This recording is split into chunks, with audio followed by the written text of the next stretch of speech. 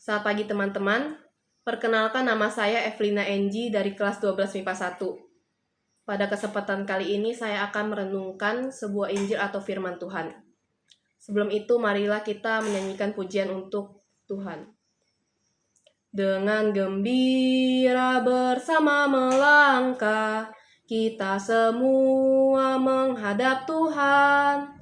Bertepuk tangan nyanyi sukaria, sebab besar kasih setianya. Angkatlah hati jiwa, mohon rahmat berlimpah, agar kita pun pantas berkenan kepadanya. Satukan kami umat-Mu ya Tuhan, dalam Kristus jadi satu warga, hingga kami sehati dan sejiwa memuliakan nama-Mu Tuhan. Sebelum memulai renungan kita pada hari ini, marilah kita berdoa terlebih dahulu. Nama Bapa dan Putra dan Roh Kudus. Ya Bapa yang Maha Pengasih, kami ingin berterima kasih kepadamu karena memberkati kami sehingga dapat melakukan kegiatan ini dengan tenang dan damai. Pada kesempatan kali ini, kami ingin mendengarkan sebagian dari firman-Mu. Kiranya kami dapat menjadi pendengar yang baik dan firman-Mu ini dapat dijadikan pedoman hidup untuk kami. Terima kasih Bapa, hanya padamu kami menyembah. Amin.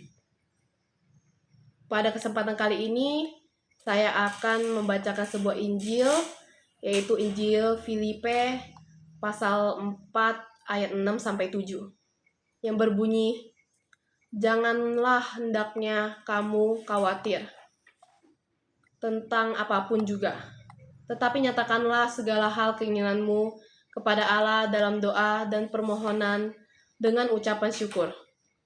Damai sejahtera Allah yang melampaui segala akal akan memelihara hati dan pikiranmu dalam Kristus Yesus."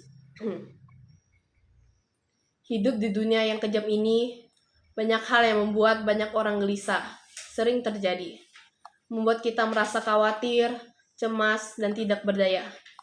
Jadi, apakah kita benar-benar membutuhkan ketenangan dan penghiburan rohani untuk menghilangkan kegelisahan di dalam hati kita?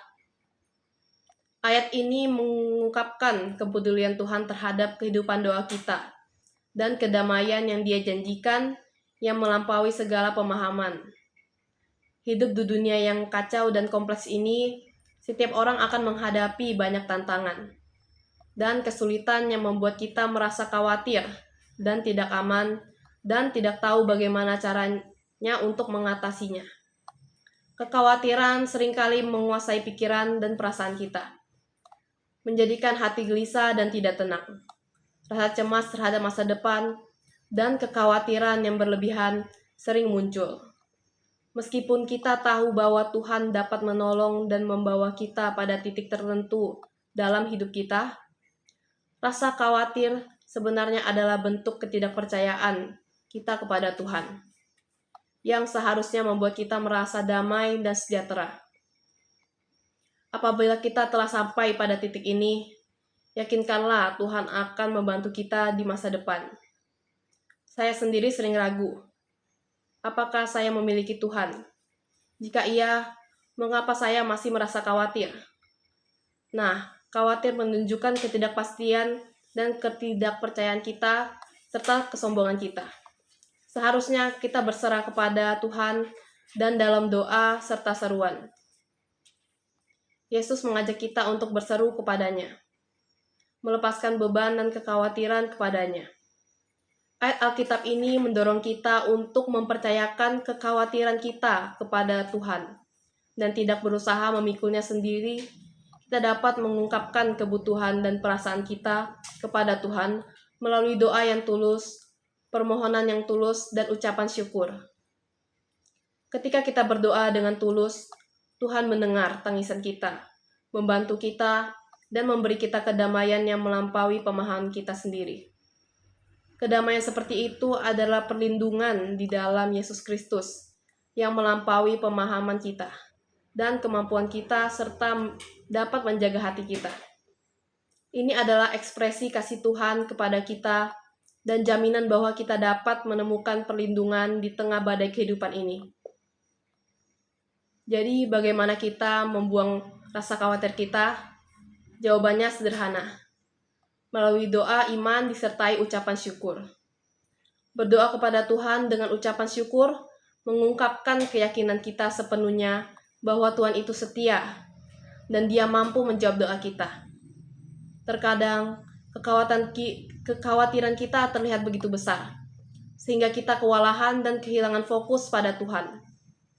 Nah, teman-teman, semoga kita belajar mempercayakan segala sesuatu kepada Tuhan dalam doa, dan yakin bahwa Tuhan akan membantu kita melewati kesulitan, memberi kita kekuatan dan hikmat untuk menghadapi tantangan hidup, serta memampukan kita untuk tetap teguh dan tenang dalam situasi sulit dan bertumbuh dalam kasih dan damai sejahtera Tuhan. Sekian renungan dari saya, mari kita tutup dengan doa. Bapa yang Maha Pengasih, terima kasih atas kesempatan yang telah Kau berikan sehingga saya dapat menyampaikan renungan ini kepada teman-teman saya. Semoga renungan ini dapat dimaknai dengan baik oleh kami dan dapat jadikan pedoman hidup untuk mengatasi berbagai permasalahan yang kita hadapi. Hanya kepadamu kami menyembah. Amin.